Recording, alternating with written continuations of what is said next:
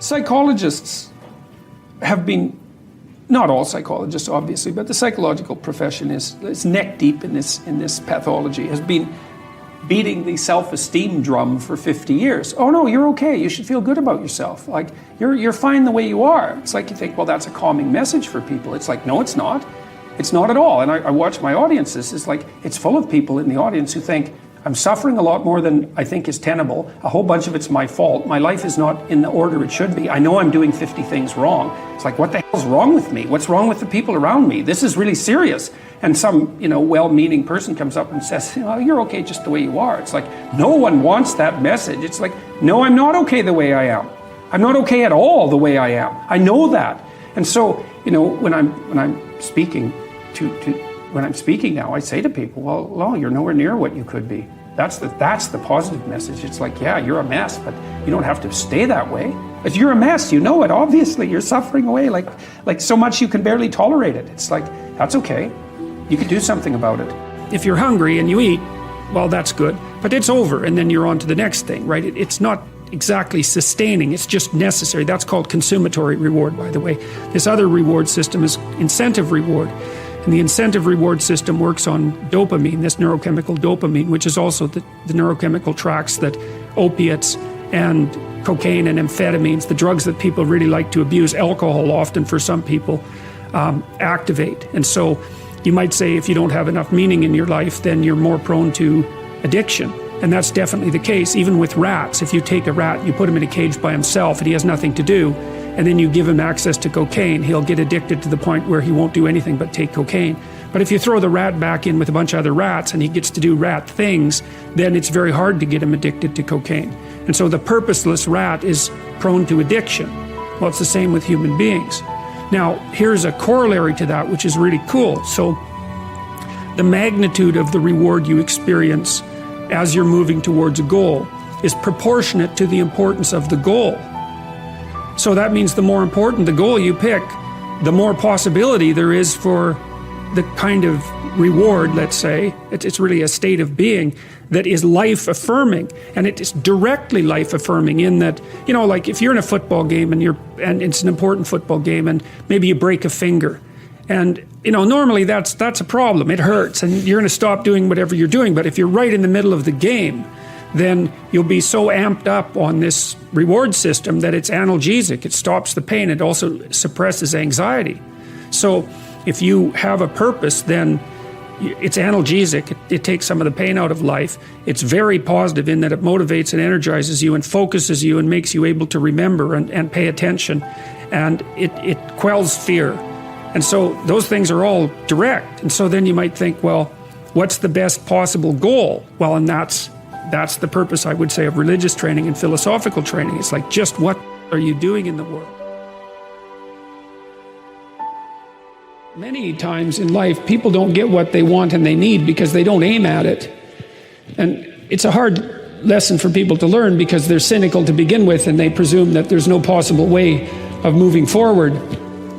But it's not so unreasonable to assume that you're not going to hit what you don't aim at, or you're not going to hit what you aim at and don't shoot at.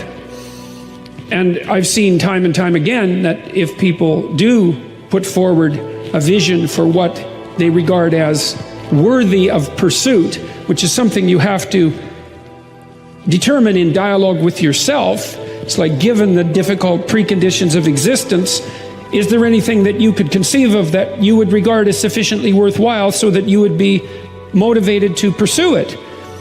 It's a profound philosophical question, and it's not an unreasonable one. It's a good place to start. It's like, well, life is difficult enough to make you cynical and bitter, and perhaps enough to make you cynical and bitter and suicidal and homicidal and even genocidal.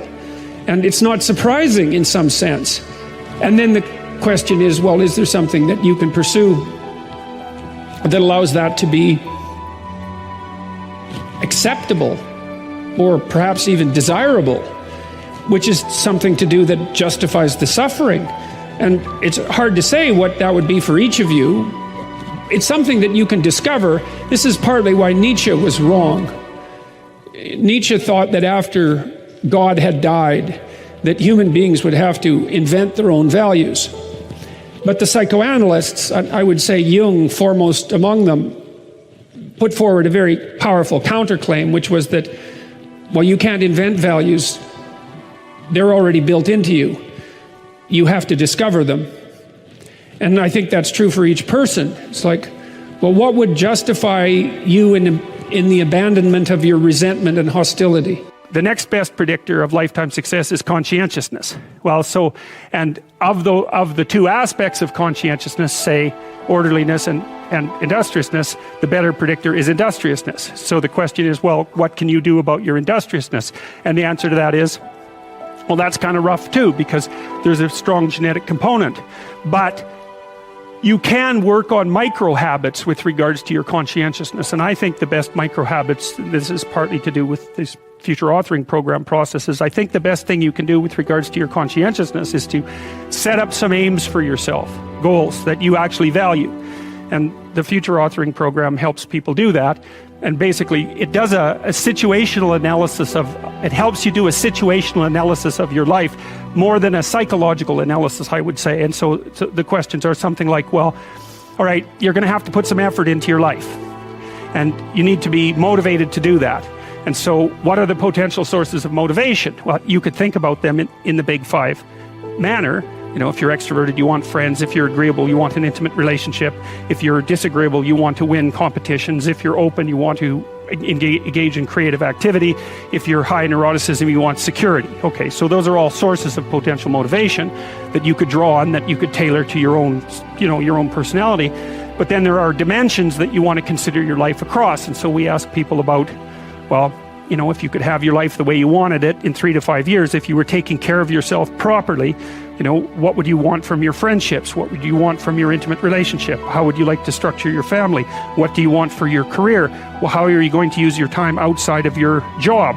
And how are you going to regulate your mental and physical health, and maybe also your drug and alcohol use? Because that's a good place to auger down, because alcoholism, for example, wipes out, 5 to 10% of people. So you want to keep that under control. And then so maybe, you develop a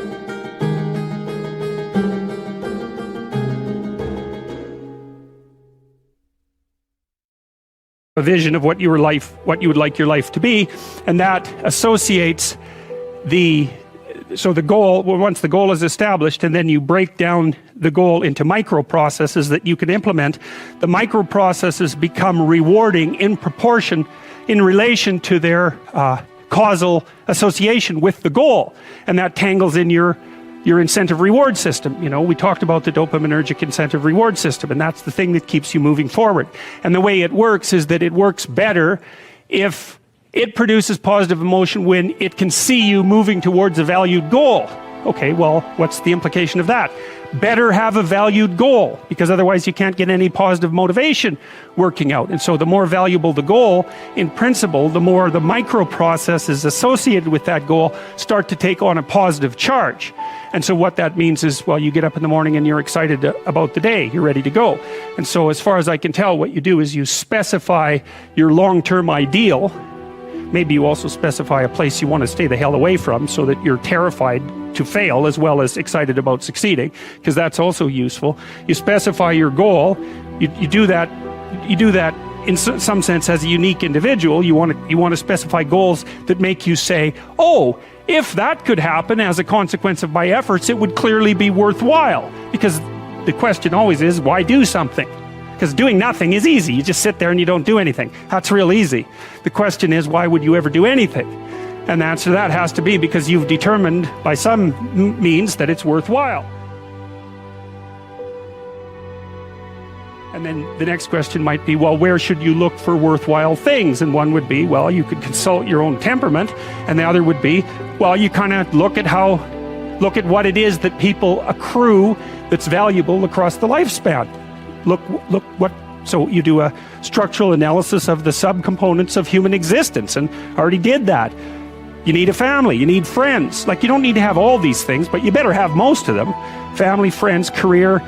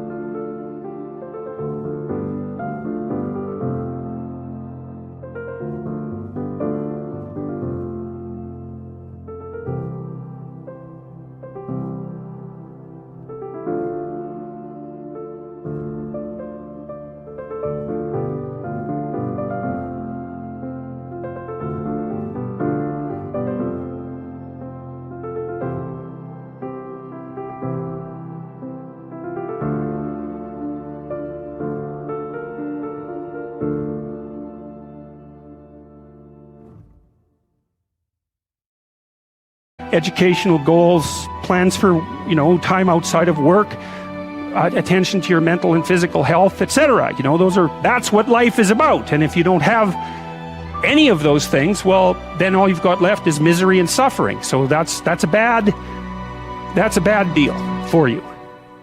So once you set up that goal structure, let's say, and that's really in many ways that's what you should be doing at university. That's exactly what you should be doing, is trying to figure out who it is that you're trying to be, right? And you aim at that, and then you use everything you learn as a means of building that person that you want to be.